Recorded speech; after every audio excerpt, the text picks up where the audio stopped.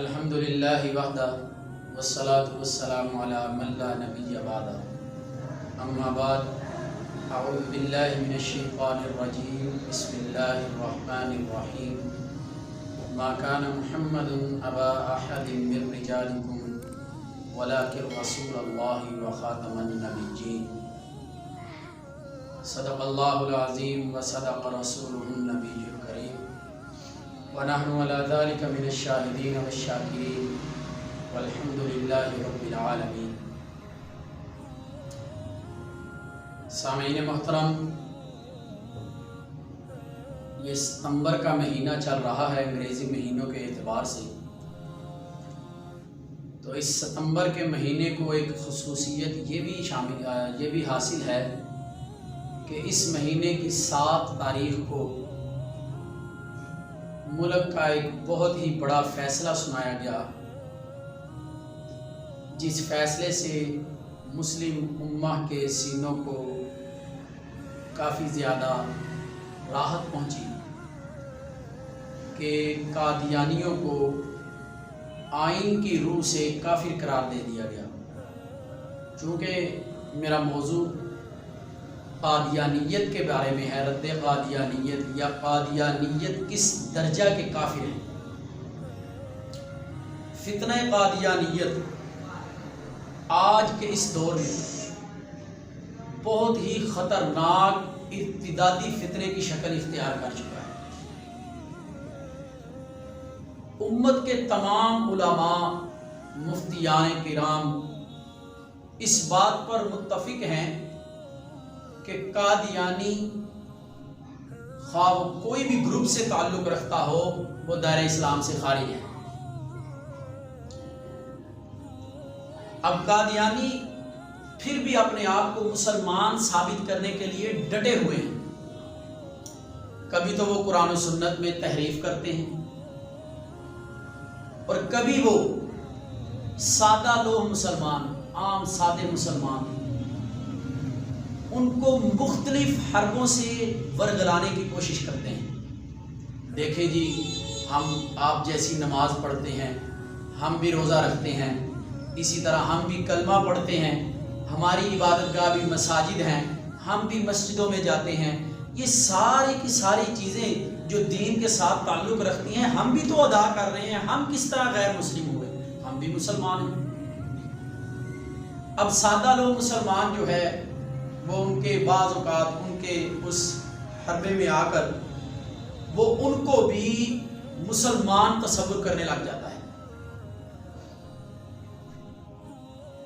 حالانکہ قادیانی اس بات کو بخوبی جانتے ہیں کہ جس طرح مسیلمہ کذاب نے نبوت کا دعویٰ کیا تھا، اسی طرح مرزا قادیانی نے بھی نبوت کا دعویٰ کیا ہے۔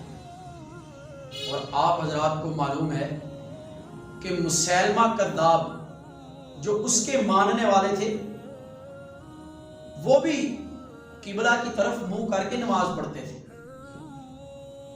اور روزہ بھی رکھتے تھے، شریعت کے احکامات کی پابندی بھی کرتے تھے، لیکن پھر بھی اس کے خلاف جنگ کی گئی اور 27,000 مسلمیوں کو جہنم واصل کیا گیا۔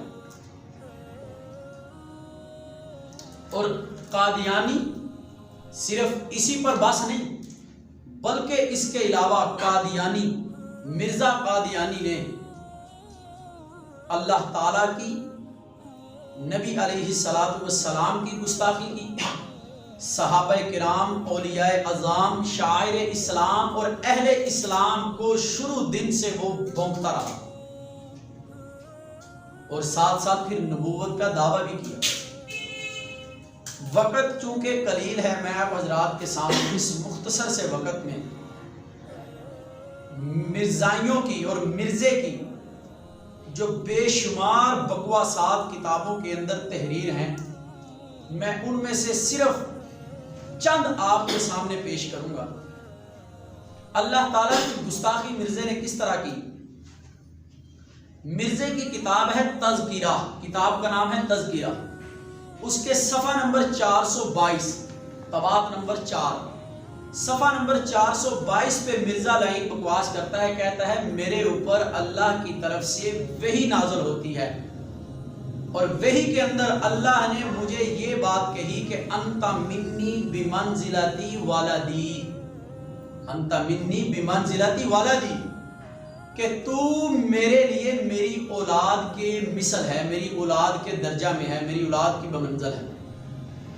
اب قرآن پاک کا واضح اعلان ہے، ہر آدمی کو یہ صورت آتی ہے، ہر مسلمان کو، قل هو اللہ احد اللہ الصمد لم یلد ولم یولد، نہ تو اس نے کسی کو جنا اور نہ ہی وہ جنا گیا، نہ اس کا کوئی بیٹا ہے اور نہ ہی وہ کسی کا بیٹا ہے۔ اسی طرح پھر نبوت کا دعویٰ بھی کیا اس مرزا لعین نے، لہذا اپنی کتاب روحانی خزائن، کتاب کا نام ہے روحانی خزائن، اس کے صفحہ نمبر 231 اور جلد نمبر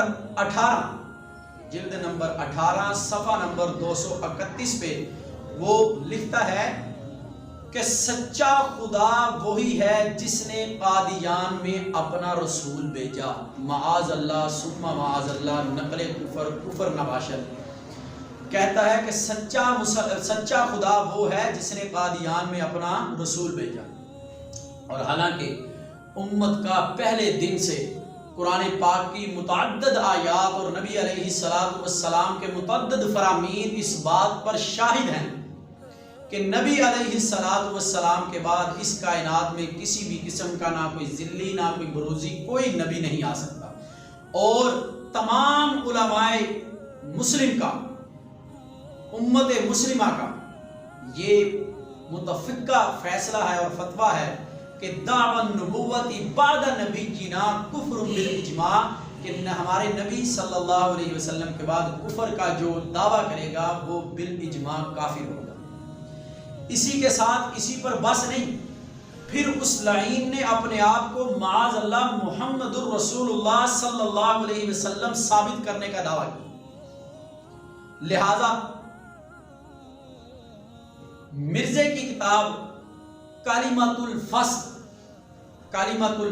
صفحہ نمبر 105 پر مرزا لکھتا ہے کہ قادیان میں اللہ تعالیٰ نے محمد صلی اللہ علیہ وسلم کو اتارا تاکہ وہ اپنا وعدہ پورا کرے۔ یہ مرزے کے بیٹے مرزا بشیر ایم اے، اس کی تحریر ہے، یہ اس نے لکھا۔ اسی کے ساتھ پھر نبی صلی اللہ علیہ وسلم کی شان میں گستاخی کا ارتکاب بھی کیا اس نے۔ مرزا کا ایک مرید خاص جس کا نام ہے قاضی اکمل، وہ مرزے کی جھوٹی منقبت لکھتے لکھتے ایک شعر لکھتا ہے مرزے کی شان میں، کہتا ہے محمد پھر اتر آئے ہم میں، محمد پھر اتر آئے ہم میں، اور آگے سے بڑھ کر ہیں شان میں، اور آگے سے بڑھ کر ہیں اپنی شان میں، محمد دیکھنے ہو جس نے اکمل، غلام احمد کو دیکھ لے قادیان میں، معاذ اللہ ثم معاذ اللہ۔ یہ مرزے کو شعر اتنا پسند آیا کہ اس نے اس کو اپنے اخبار روزنامہ بدر قادیان 25 اکتوبر 1906 عیسوی میں اس کو اپنے اخبار کے اوپر تحریر کروایا اس شعر میں۔ پھر اسی طرح نمبر 5 پہ ہے، اس نے قرآن کی گستاخی کی۔ مرزے کا بیٹا رقم تراز ہے، کتاب کا نام وہی کلمۃ الفصل صفحہ نمبر 173۔ مرزے کا بیٹا کہتا ہے کہ ہم کہتے ہیں کہ قرآن مجید کہاں موجود ہے؟ اگر قرآن موجود ہوتا تو کسی کے آنے کی کیا ضرورت تھی؟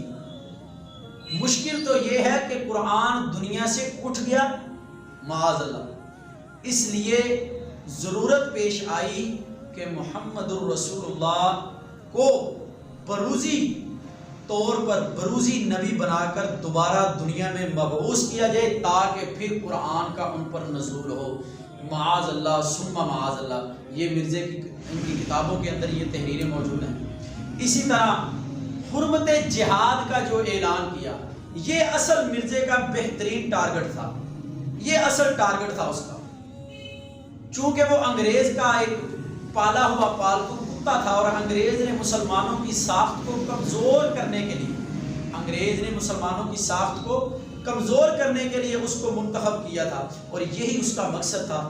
تو لہٰذا اس نے جہاد کی حرمت کا اعلان کیا۔ کہتا ہے میں نے ایسی کتنی کتابیں عربی، فارسی، اردو اور انگریزی میں تالیف کر کے شائع کی ہیں کہ جن کا مقصد یہی ہے کہ جہاد جیسے غلیظ خیالات کو مسلمانوں کے ذہن سے محو کر دیا جائے، مسلمانوں کے ذہن سے مٹا دیا جائے، معاذ اللہ۔ اور اس قوم میں یہ خرابی، آگے کیا بکواس کر رہا ہے، کہتا ہے اس قوم میں یہ خرابی، یعنی کہ یہ جہاد والی خرابی اکثر ان نادان مولویوں نے ڈال رکھی ہے، اکثر ان نادان مولویوں نے ڈال رکھی ہے۔ اور اسی طرح میں آخری بات جو ان کے بارے میں کرنا چاہتا ہوں، تمام امت مسلمہ کی تکفیر کرتے ہیں قادیانی۔ خود مرزا لکھتا ہے، کہتا ہے خدا تعالیٰ نے مجھ پر ظاہر کیا کہ ہر ایک وہ شخص جس تک میری دعوت پہنچی اور جس نے مجھے نہیں مانا، جس تک میری دعوت پہنچی اور اس نے مجھے نہیں مانا، اس نے مجھے قبول نہیں کیا، وہ مسلمان نہیں ہے۔ یہ اس کی تحریر، کتاب کا نام تذکرہ، صفحہ نمبر 519 پہ وہ یہ بکواس کر رہا ہے۔ اب میں بات ایک آخری کرنے لگا ہوں کہ مقصد یہ ہے کہ آج کے اس دور میں مرزائیوں کے خلاف اتنا زیادہ کیوں یہ کیا جائے گا کام، کیوں اتنی زیادہ تنظیمیں سرگرم ہیں؟ تو میں مختصر طور پہ آپ کو بتاتا ہوں۔ کافر تین طرح کے ہیں۔ ایک کافر ہے جو ابدی کافر، شروع سے کافر ہے، اس نے کافر ہو کر جنم لیا، وہ کہتا ہے مطلق کافر، وہ اپنے آپ کو کافر کہہ رہا ہے، آپ کو مسلمان کہہ رہا ہے۔ اسی طرح ایک وہ کافر ہے مرتد کافر، جو معاذ اللہ اسلام کو چھوڑ کر دوسرے دین میں چلا گیا، اس نے اپنے آپ کو دوسرے دین کے ساتھ منسوب کر لیا، اور خود کو اس نے اپنے آپ کو دوسرے دین کے ساتھ منسوب کر لیا، اور آپ کو وہ مسلمان کہہ رہا ہے۔